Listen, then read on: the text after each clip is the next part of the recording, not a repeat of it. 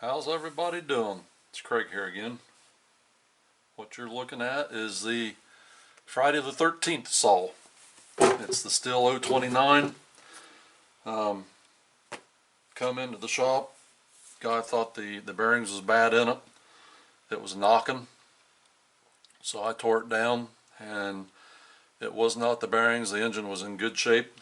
What had happened was in the engine housing, where the motor actually mounts down inside the engine housing, one of the engine bolts had broken clear off, one of the mounting bolts, and one of the perch pads that the motor actually sets on, diagonal across from the broken bolt, had broke off the tank housing.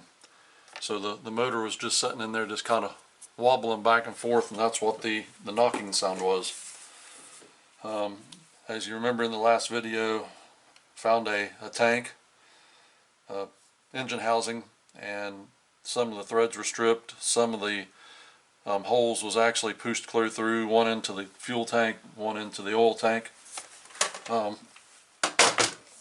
So I performed a little test with some stuff, and the first stuff that I used, let me get it here real fast.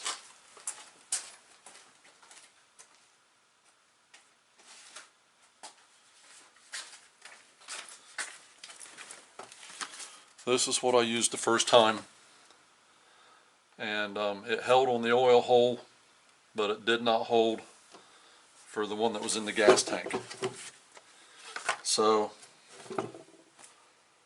I kind of contemplated, what to do. I talked to the customer again, told him that I would eat the money for the tank, and we'd try to find him another one.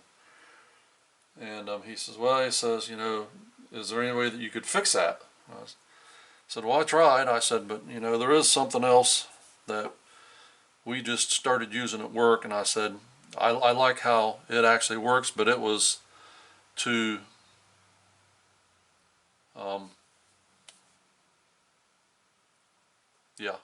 patch holes instead of plug holes. So I elected to try something a little different. So I went out and I purchased this. I got it off of Amazon. I think it was Amazon. I'm almost sure it was Amazon I got it from. But I purchased the same thing that we had used at work, and I plugged the holes with it. And well, actually what I done first was I took and I drilled out all the old stuff, and then I just run a regular coarse tap, I can't remember the size, to cut some threads into the plastic to give this something to grab a hold to. And then I was able to fill the hole full of this and let it set up for 4 or 5 days, and was able to drill it out and then run the self-tapping screws that mounts the coil, and I can't remember what else it was. I think it was the dog that went into the oil tank, but this is what I wound up using. And like I said, we actually used this at work once to cover up some holes, and I liked how it performed there. It set up hard, it grabbed really good, it wouldn't let go.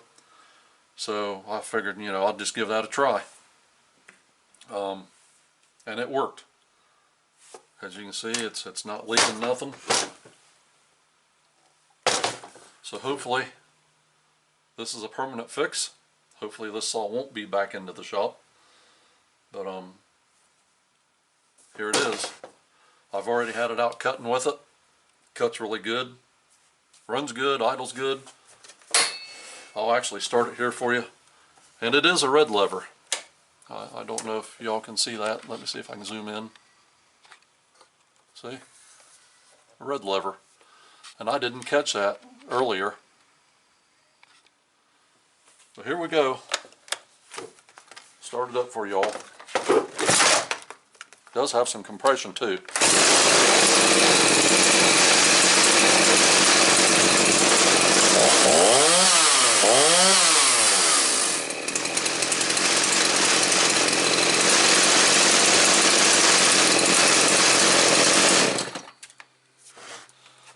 there you all are.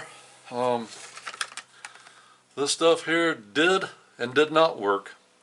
Like I said, it worked on the oil tank side, but it did not work on the fuel tank side. So it must have had something to do with the gasoline.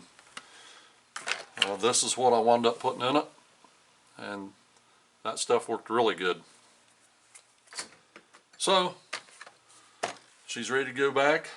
I'm going to do my typical thing. I'll let it set a day or two, start it back up, and do a couple more test cuts with it. Just make sure she's tuned and ready to go. Okay, guys, thanks for watching. Hope somebody may be able to use my experiments to fix something that they've got. Take care.